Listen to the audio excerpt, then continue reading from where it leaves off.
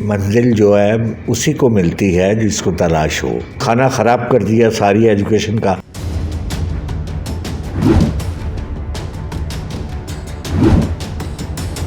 پاکستان کی تاریخ میں غریب عوام کے لیے نہیں سوچا. ہمارا کلچر، ہماری تہذیب ختم ہو گئی سلیبس کے اندر سے. لیکن یہ پہلا موقع آیا ہے، پہلی حکومت آئی ہے جس نے آ کر اس کے دروازے بند کیے ہیں. السلام علیکم ناظرین، امرا نیوز کے ساتھ میں ہوں آپ کی میزبان بشریٰ اکبر. ناظرین، زندگی کے سفر میں ہر کوئی کامیاب ہونا چاہتا ہے اور ہر شخص کی کوئی نہ کوئی منزل ہوتی ہے جس کے لیے وہ محنت کرتا ہے اور کوشش کرتا ہے. لیکن کچھ لوگ ایسے بھی ہوتے ہیں جو بیچ راستے میں اپنے سفر کو چھوڑ دیتے ہیں اور تھک جاتے ہیں. لیکن یہاں پر کچھ لوگ ایسے بھی ہوتے ہیں جو اپنی منزل تک پہنچ کر ہی دم لیتے ہیں. ہمارے ساتھ آج ایک پاکستان کی ایسی ہی شخصیت موجود ہے، ایسے ہی کامیاب تاجر موجود ہیں. خالد بک ڈپو کے مالک ہمارے ساتھ موجود ہیں، خالد پرویز صاحب. آئیے ان سے گفتگو کرتے ہیں. اچھا، آپ مجھے یہ بتائیں، سب سے پہلے تو آپ نے کس طرح سے اپنے اس کاروباری دنیا میں قدم رکھا؟ مطلب کیسے تھا، اسٹارٹ کیسے لیا؟ بسم اللہ الرحمن الرحیم. سب سے پہلے تو یہ ہے کہ منزل جو ہے اسی کو ملتی ہے جس کو تلاش ہو. تو ارادے مضبوط ہوں. سب سے پہلی بات تو یہ آتی، چاہے انسان کے پاس کچھ بھی نہ ہو لیکن اس کے ارادے مضبوط ہو، نیت صاف ہو، تو منزل خود بخود اس کو اپنی طرف کھینچتی ہے. کامیاب وہی لوگ ہوتے ہیں جن کو یہ یقین ہوتا ہے کہ ہم اپنی منزل پر پہنچیں گے. تو اسی طرح میرا آغاز بھی میں نے جو طالب علمی کے زمانے میں کیا، بڑے محدود پیمانے سے کاروبار کا آغاز کیا. ایک مشن لے کر نکلا کہ غریب آدمی یہاں تعلیم حاصل کرے. چاہے حکومت تو اپنی سطح پر جو کرتی ہے. آج تک تو کسی حکومت نے کچھ نہیں کیا ایجوکیشن کے میدان میں، کم سے کم کچھ نہیں کیا، جس کی مین وجہ اور ثبوت بھی یہ ہے کہ آج ہم شرح خواندگی میں دنیا کی صف میں سب سے پیچھے ہیں. یہ اعزاز مجھے حاصل ہے کہ میں جس سے بھی ملتا ہوں وہ کہتا ہے جی آپ کی کتابیں پڑھ کے ہم یہاں تک پہنچے. یہ میرے لیے بہت بڑا انعام بھی ہے، یہی میری دولت ہے، سارا کچھ ہے. تو بہرحال وہ اللہ تعالیٰ کے کرم سے آج ہم جس مقام پر ہیں، اس میں اللہ تعالیٰ کی کرم نوازی، میرے اساتذہ، میرے طالب علموں کی، ہم کتابیں ان ہاتھوں تک پہنچا رہے ہیں جو خرید نہیں سکتے. اصل مقصد یہ لے کر چلے، جس کے پاس پیسہ وہ بھی پڑھ لے، جس کے پاس نہیں ہے وہ بھی تعلیم حاصل کرے. اس سے ہم کوئی پیسہ نہیں لیتے، جو دے نہیں سکتا اس سے پیسہ نہیں لیتے. اس کے لیے ہمارے ادارے کی ہر جو پروڈکٹ ہے بالکل فری ہے. اور پورے پاکستان میں ہم اعلانیہ یہ کہتے ہیں، آپ کے پروگرام کی وساطت سے بھی کہہ رہا ہوں کہ جس کو جو خرید نہیں سکتا غریب آدمی ہے، اس کے لیے میری ہر پبلیکیشن جو ہے وہ فری ہے بالکل. اچھا، ماشاء اللہ، آپ مطلب ایک بہت ہی نیک مشن سے نکلے اور ابھی تک مطلب وہ کام کر رہے ہیں. تو جب آپ نکلے اس مشن کے لیے تو آپ نے سوچا تھا کہ مطلب اتنا کامیاب میں ہو جاؤں گا؟ دیکھیں، میں جب نکلا تھا تو میری خواہشات تھیں جو وہ یہی تھی جہاں آج میں بیٹھا ہوں. کل میں ان بچوں کی جگہ بیٹھا تھا جو مزدور ہیں، ان کی جگہ بیٹھا ہوا کام کر رہا تھا. آج میں یہاں پر بیٹھا ہوں، ان کو بھی یہی درس دیتا ہوں، ارادے نیک اور مضبوط رکھیں. منزل ملتی ہے، ہر ایک کو ملتی ہے. وہ اللہ تعالیٰ بھی کہتا ہے نا، جیسا آپ اچھا سوچو گے میں اچھا کروں گا. تو اس لیے ہم اچھے کی طرف ہی چلتے ہیں. یہ مشن لے کر نہیں کہ پیسے اکٹھے کر رہے ہیں اور اس کو لے کر چلیں. بالکل قطعی یہ مقصد اچھی کتاب. جب کوئی کہتا ہے کہ ہم نے یہ کتاب پڑھ کے آج اس مقام پر پہنچے تو وہ ہمیں بہت بڑا، اس سے بڑا انعام نہیں ہو سکتا کوئی. کبھی کوئی ایسا وقت آیا کہ آپ کو لگا مجھے چھوڑ کے کچھ اور کرنا چاہیے؟ نہیں، یہ نہیں. آج وقت ضرور آ گیا ہے کہ آج ہماری حکومت کی کوئی پالیسی نہیں ہے. آج ہم یہ سوچنے پر مجبور ہیں کہ کیا کیا جائے.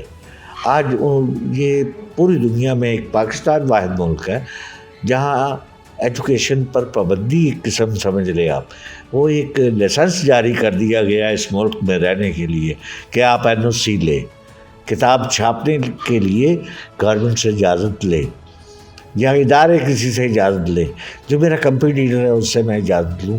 اب میرا ضمیر گوارا نہیں کرتا کہ میں اس سے لوں اجازت اس لیے میں جتنا ہے اتنا کر رہا ہوں، اور انشاءاللہ میری جدوجہد ہے، میری کوشش ہے کہ اس کالے قانون کو میں ختم کروا کر رہوں گا۔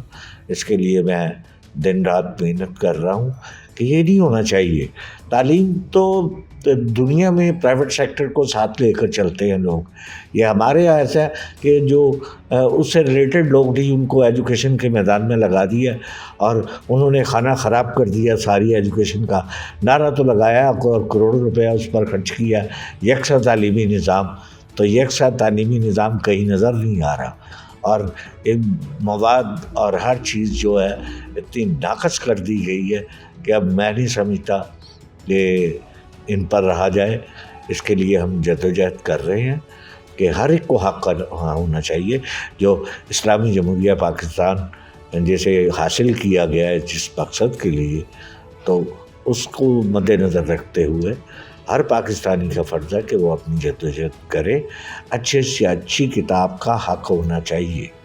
یہ صحافت پر یا پرنٹ شعبے پر پابندی لگانا کوئی اچھی بات نہیں۔ ایک کرپشن کا ایک بہت بڑا دروازہ کھول دیا ہے انہوں نے۔ اچھا آپ مجھے بتائیں، آپ حکومت جب آئی وہ کہتی تھی کہ ہم تعلیم ان کا یہ ہوتا تھا، آپ کو کیا لگتا ہے وہ مطلب تعلیم پہ انہوں نے کوئی کام نہیں کیا؟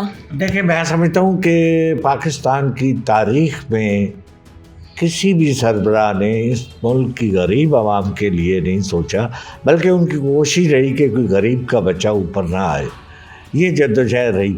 ایک واحد ذوالفقار علی بھٹو شہید تھے کہ جن کا مشن تھا، جنہوں نے جدوجہد کی اور اس قوم کو شعور دیا، ان کی ایک جدوجہد۔ وہاں ایک ایجوکیشن پالیسی تھی، اس کے بعد آج تک کوئی ایجوکیشن پالیسیوں میں بھیک بھی مل رہی ہے۔ جو پیسے دیتے ہیں ہمیں اس ملک میں تعلیم کے نظام کے لیے، وہ پالیسی اپنی دیتے ہیں، اور اس کی مین وجہ جو ہے میں آپ کے پروگرام کی وساطت سے پاکستان کی عوام تک پہنچانا چاہتا ہوں کہ ہمارا کلچر، ہماری تہذیب ختم ہو گئی اس سلیبس کے اندر سے۔ ہمارے جو کارنامے تھے، ہمارے جو شہدا تھے، ان کو نکال دیا گیا سلیبس کے اندر۔